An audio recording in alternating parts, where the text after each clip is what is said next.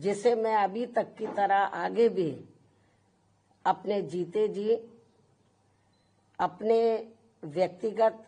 तथा भाई बहन व रिश्ते नातों आदि के स्वार्थ में कभी भी कमजोर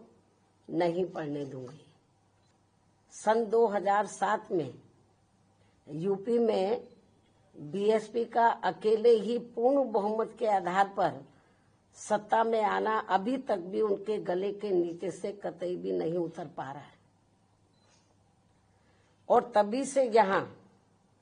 सभी जातिवादी व खासकर दलित विरोधी पार्टियां किस्म किस्म के हथकंडे इस्तेमाल करके बीएसपी को कमजोर व खत्म करने में लगी है। और अब मैं भी अपने बहुजन समाज के बलबूते पर इनके इस मंसूबे को किसी भी कीमत पर पूरा नहीं होने दूंगी। जैसा कि विदित है कि इस बार बीएसपी के संस्थापक एवं जन्मदाता मान्यवर श्री कांशीराम जी की जयंती को होली व अन्य त्योहारों के कुछ ही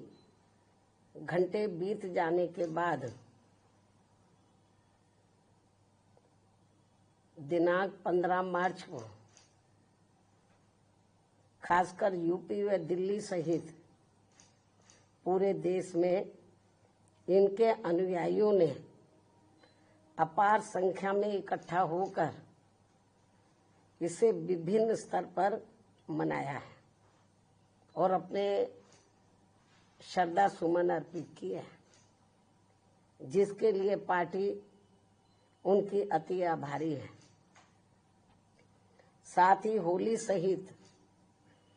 अन्य विभिन्न त्योहारों के बीच इस बार मान्यवर श्री कांशीराम जी की जयंती जिस अति उत्साह व जोश के साथ मनाकर उनके अनुयायियों ने अपनी पार्टी को हर स्तर पर मजबूत बनाने का तथा उनकी एकमात्र उत्तराधिकारी व पार्टी की राष्ट्रीय अध्यक्ष का अपने पूरे तन मन धन से साथ देने का जो संकल्प लिया है, तो उसने पार्टी को मजबूती देने के लिए मेरे हिम्मत व हौसले को कई गुना और ज्यादा बढ़ा दिया है, जिसे मैं अभी तक की तरह आगे भी अपने जीते जी अपने व्यक्तिगत तथा भाई बहन व रिश्ते नातों आदि के स्वार्थ में कभी भी कमजोर नहीं पड़ने दूंगी। वैसे भी मेरे भाई बहन व अन्य रिश्ते नाते आदि मेरे लिए केवल बहुजन समाज का ही एक अंग है, उसके सिवाय कुछ भी नहीं है। इसके अलावा पार्टी व मूवमेंट के हित में बहुजन समाज के जो भी लोग अपनी पूरी ईमानदारी व निष्ठा से कार्य करते हैं, तो उन्हें पार्टी में जरूर आगे बढ़ने का मौका दिया जाएगा और इस मामले में मेरे रिश्ते नाते आदि भी आड़े नहीं आएंगे। यहाँ मैं सावधानी के तौर पर ये भी बताना चाहूंगी कि पिछले कुछ वर्षों से सत्ता व विपक्ष में बैठी सभी जातिवादी सांप्रदायिक व पूंजीवादी पार्टियां बीएसपी के विरुद्ध अंदर अंदर आपस में मिलकर बहुजन समाज की एकमात्र हितैषी पार्टी बीएसपी को किस्म किस्म के हथकंडों के जरिए इसे कमजोर करने की पूरी कोशिश में लगी है, क्योंकि यहाँ जातिवादी पार्टियों को खासकर सन 2007 में यूपी में बीएसपी का अकेले ही पूर्ण बहुमत के आधार पर सत्ता में आना अभी तक भी उनके गले के नीचे से कतई भी नहीं उतर पा रहा है। और तभी से यहाँ सभी जातिवादी व खासकर दलित विरोधी पार्टियां किस्म किस्म के हथकंडे इस्तेमाल करके बीएसपी को कमजोर व खत्म करने में लगी है। इसी प्रकार बाबा साहब डॉक्टर भीमराव अंबेडकर के जीते जी भी इन्हीं जातिवादी पार्टियों ने इनके कारवां को किस्म किस्म के हथकंडे इस्तेमाल करके उसे कमजोर व खत्म करने का पूरा प्रयास किया था, जिसे बाबा साहब ने व बाद में मान्यवर श्री कांशीराम जी ने भी इनके मंसूबों को पूरा नहीं होने दिया है। और अब मैं भी अपने बहुजन समाज के बलबूते पर इनके इस मंसूबे को किसी भी कीमत पर पूरा नहीं होने दूंगी। ये मेरा पार्टी के लोगों को वायदा है, जिसके लिए मुझे अपने बहुजन समाज का हर स्तर पर साथ मिलना भी बहुत जरूरी है। और अच्छी बात यह है कि बहुजन समाज पूरे तन मन धन के साथ अब मेरे साथ खड़ा है, अभी भी खड़ा है। इतना ही नहीं बल्कि दलित व अन्य उपेक्षित वर्गों के लोगों को ये मालूम है कि ये लोग यूपी में बीएसपी की पूर्ण बहुमत की सरकार बनने से पहले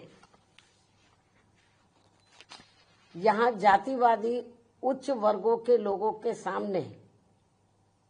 यानी कि जो बहुजन समाज के लोग हैं, खास तौर से दलित वर्ग के लोग,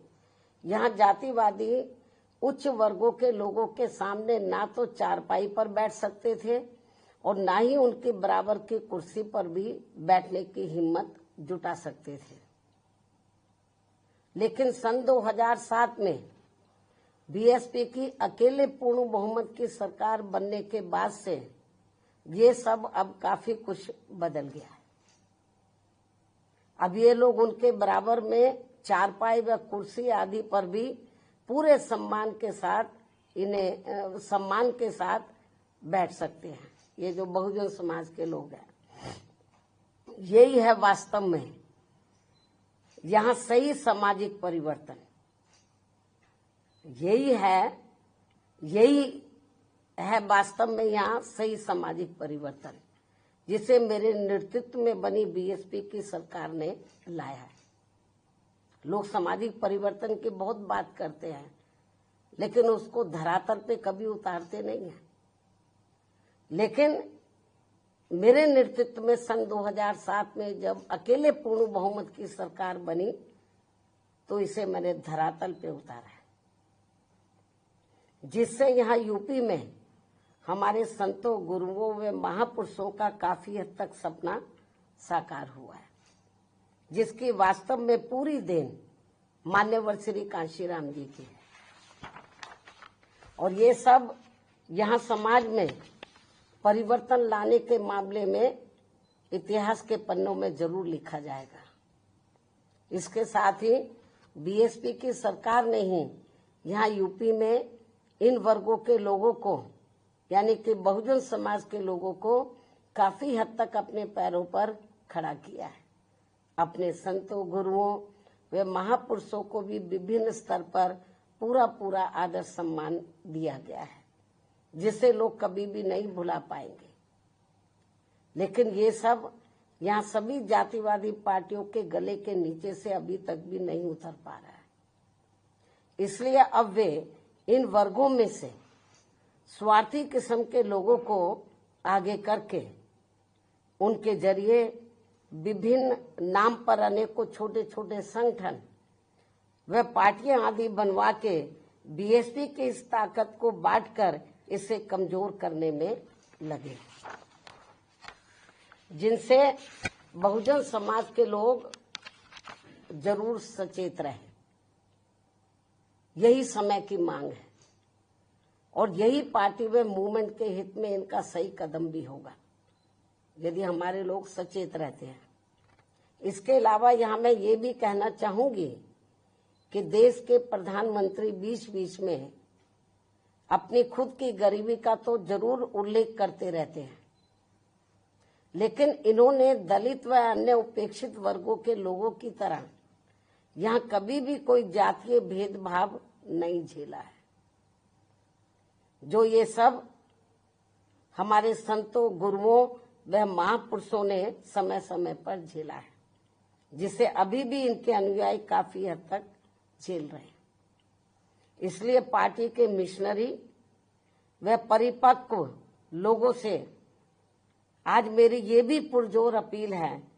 कि वे ये सभी जरूरी बातें अपने बच्चों व खासकर युवा पीढ़ी को जरूर हमेशा बताते रहे, जिनको तैयार करने की भी वास्तव में सही जिम्मेवारी इन्हीं लोगों की ही है। इस उम्मीद के साथ ही अब मैं पुनः होली आदि के त्योहारों के बीच में इस बार मान्यवर श्री कांशीराम जी की जयंती बड़े जोश व उत्साह के साथ मनाकर इनके अनुयायियों ने जो उनको अपना पूरा आदर सम्मान दिया है तथा मेरे साथ साथ इनके करोड़ों अनुयायियों का भी काफी हौसला बढ़ाया है, उन सभी का हार्दिक दिल से आभार प्रकट करते हुए अब मैं अंत में यही कहना चाहूंगी कि इस समय संसद सत्र चल रहा है, यह आप लोगों को मालूम है, जिसमें देश में आम जनहित के मुद्दों पर कम बल्कि अपने अपने स्वार्थ में राजनीति करने पर ज्यादा जोर दिया जा रहा है, जो ये अति चिंता की बात है। साथ ही पिछले कुछ समय से वक्फ बोर्ड पर भी सत्ता व विपक्ष द्वारा जो राजनीति की जा रही है, तो ये भी अति चिंता की बात है। और यदि ये मामला समय रहते आम सहमति से सुलझा लिया जाता तो ये ज्यादा बेहतर होता। केंद्र सरकार इस मामले में जरूर पुनर्विचार करे, सोच विचार करे, ये भी हमारी पार्टी की केंद्र सरकार से पुरजोर अपील है। इस उम्मीद के साथ ही अब मैं अपनी बात यहीं समाप्त करती हूँ। धन्यवाद। जय भीम व जय भारत।